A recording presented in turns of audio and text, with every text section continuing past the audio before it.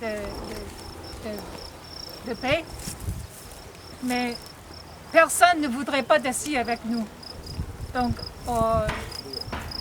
we're fed up. Merci. We're fed up. Mais c'est encore de voir toute la public de nous rejoindre pour notre lutte.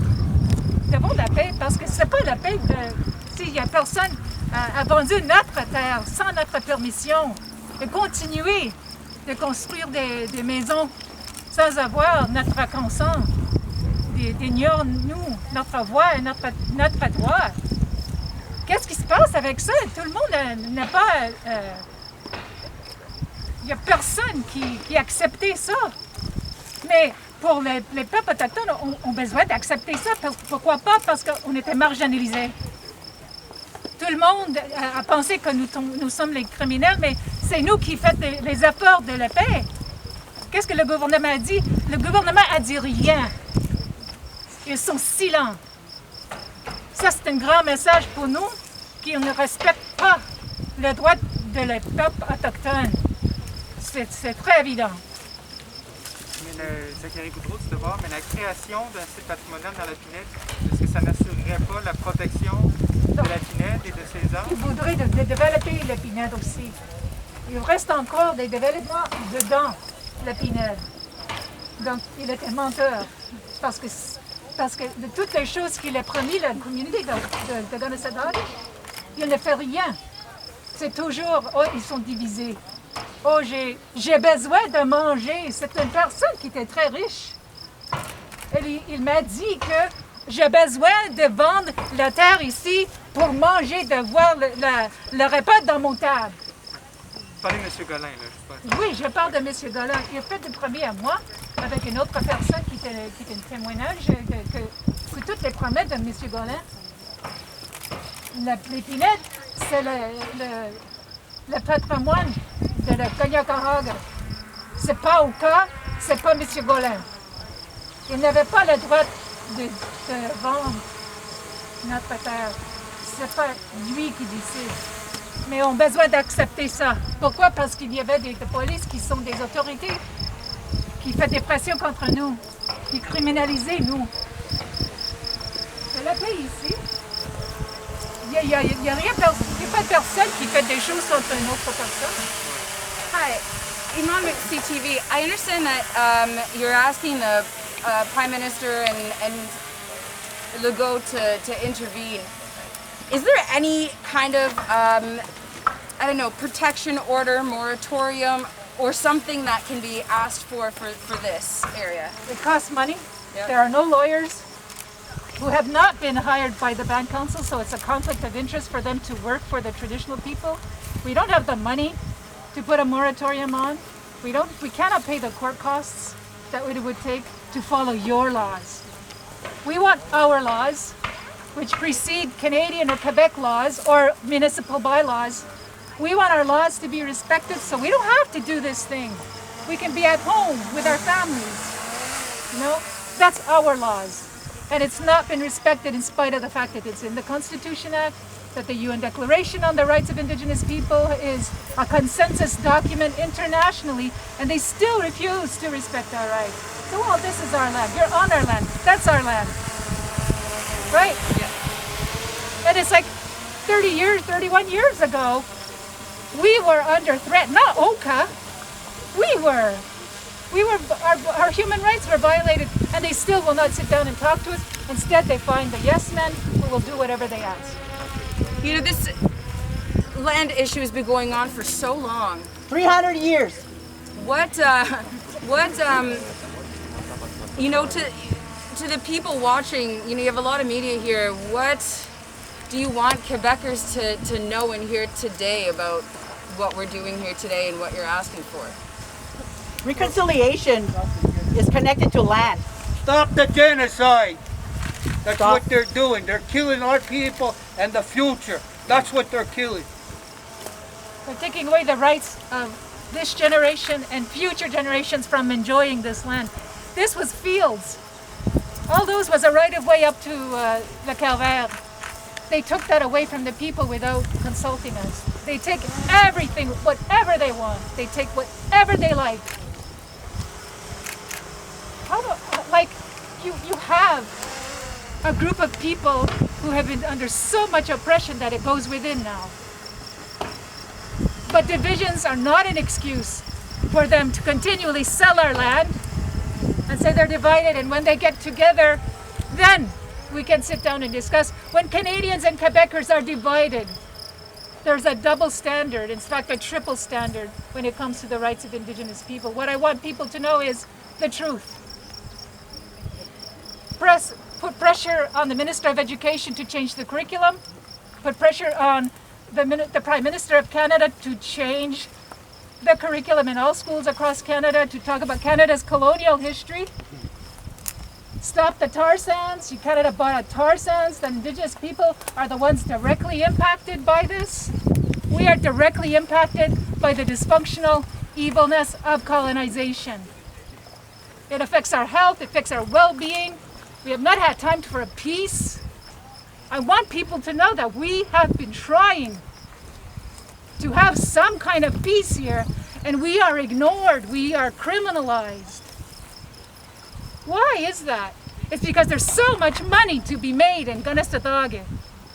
It's a tourist. You have over 2 million people who come here. So we are standing in the way of the economic benefits for Oka and Mr. Gollin rather than for people in Kanesatake. And we have our problems, I will acknowledge that, but that's not what we're here to talk about today. We are here to talk about the continuing land fraud that is going on by Gregoire Gollin. Hey, Inspector from Global, can you please explain just like the latest development that brought us here today, that sparked this today specifically? There's nothing new. I've been trying to tell you this is nothing new. Look around the houses that are being built. Look. But there was that interview that he did, some recent statements. So what? I'm just wondering if any of that contributed to what us being here today. See all these houses? They weren't there last year. That house wasn't there last year. That house was being built. This house was being built. He continues to sell land, and we've even gave him a lawyer's letter. People want us to follow your rule of law. We do that, and you ignore us. And so as he continues to sell land that he has no right to, we said that's enough, because nobody is listening to the people. Nobody. And we want the people to know that we want peace. But we can't have peace when all this is going on all the time. That's a conflict. This is a conflict zone. Thank you. Loss with the Eastern Door. With the upcoming elections, could you talk about maybe the hopes or expectations for local governance when it comes to bringing about these efforts? I have no belief whatsoever that anything is going to change because of elections. It's the people who are in there. And until we can get good leadership that understands human rights, that understands the rights of Indigenous people, then election is just another activity that goes to prove that Canadian laws will supersede ours. Until Indigenous laws are respected, I have no hope for elections. And besides, the elective system here is under the Indian Act, which is a foreign system created by the Canadian government. It was not created by our people. We have a traditional governance system that's disrespected by the government of Canada. For Section 35 rights, does that apply onto this land, and can you fight at the Supreme Court level to execute Section 35 rights on this land? Section 35 will be superseded by the Interim Kanesatake Land Management Act, which has fee simple. Section 35 doesn't really mean anything, to be honest with you. Okay. Section 35 is just, we recognize existing rights that Canada allows us to have. And for me, Section 35 is problematic, like the Indian Act. We want our laws to be respected so that we can implement the protection of the land for the children and for future generations. Right now, we're trying our best. We're going by the peaceful means. We're trying to get a table to discuss things. But we're always belittled. Our voices don't matter. So we're asking the public, will you listen to us for once? Do you have an open mind and heart to hear us? Because nobody wants to go through another crisis. Nobody. Unless you're crazy. Unless you're batshit crazy. Nobody wants to go through another 1990. And we're here to say that, help us get a meeting with the government of Canada. Help us to have a friendly relationship with the people in Oka, because they're good people in Oka. There's really good people in Oka. We want to be good neighbors. But how does this help the situation?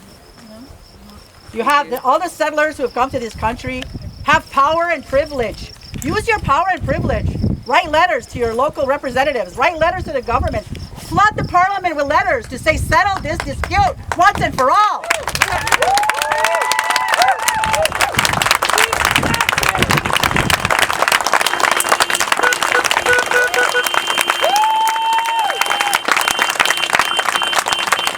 You know, there's 3 or 4 commission reports about indigenous realities. And there must be 1,000 calls to action in these commission reports. There's the Vienne Commission. There's the Murder and Missing Women and Children Commission. There's the TR's Truth and Reconciliation Commission. There's the Royal Commission on Aboriginal Peoples. There has to be at least 1,000 calls to action. Can we pick up and do some action now? Yeah!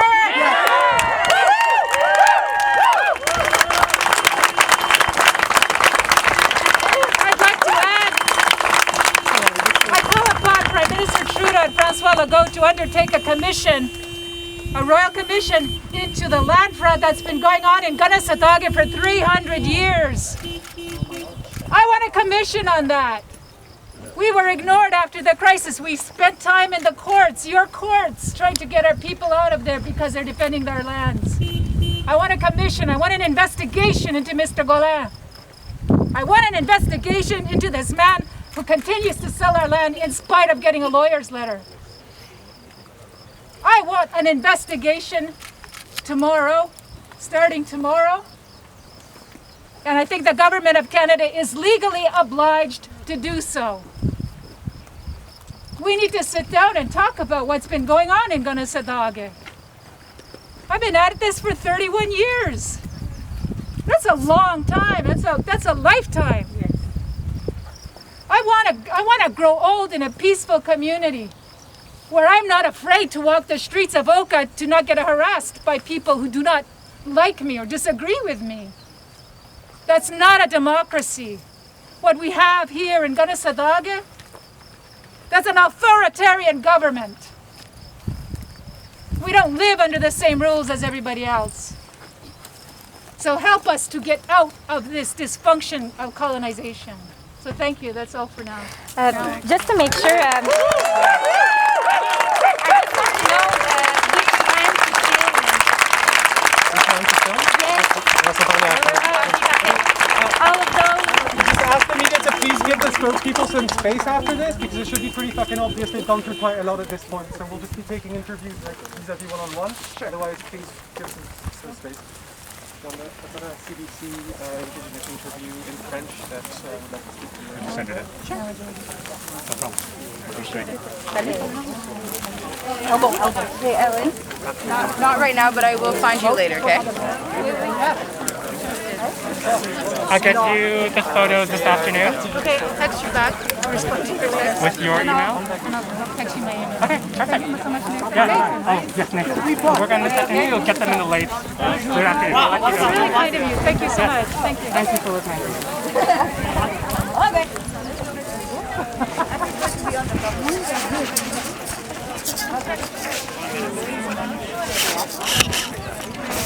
Okay.